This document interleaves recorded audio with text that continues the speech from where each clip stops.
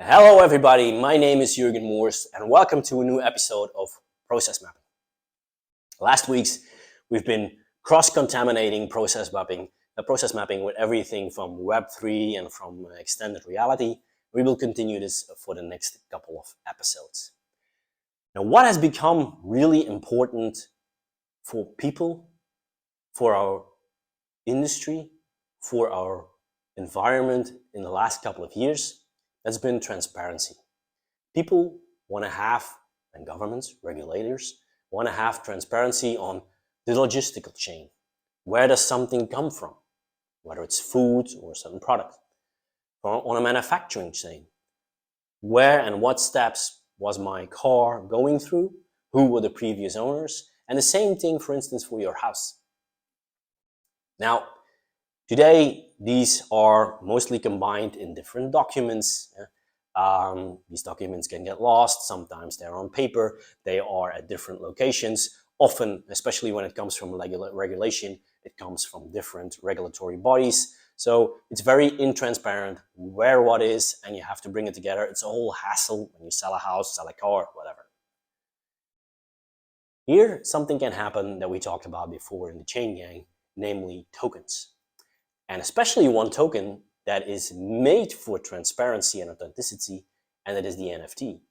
But most of people know the NFT or the non-fungible token these days for art, for music. But why not start combining them in process mapping with your logistical chain, with your manufacturing chain, and let this one NFT that you create at the beginning of your logistical or your manufacturing chain travel along with the process, with the product, or with the asset that you create. When you do your process mapping, look at, can I create an NFT? Does it make sense? And the second thing is, what parts of authenticity and transparency do I need at the end of the chain? And all of those measurements, locations, certain documents, you can systematically add to this one NFT, and this one NFT will then join the product or the asset for the rest of its lifetime.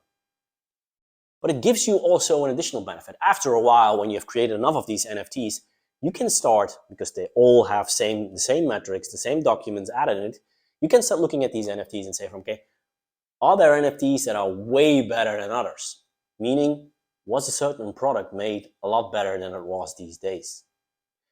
And a lot of you might say yeah, but we already have certain ways of measuring our process. We have measurements.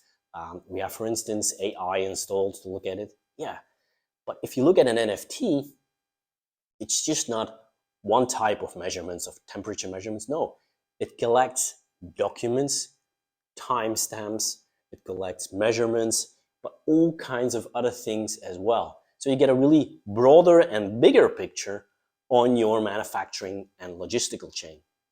And if a problem originates somewhere down the line, 1 or 2 years from now with one of your products, you can immediately see okay, what happened at that point in time? Do we expect a potential issue when it moves to the products that were made before it and afterwards? And you can start checking those NFTs as well, because you know exactly when they were produced, what went in it and what did not go in it at a point in time. But basically all your certification is in one document, in one NFT.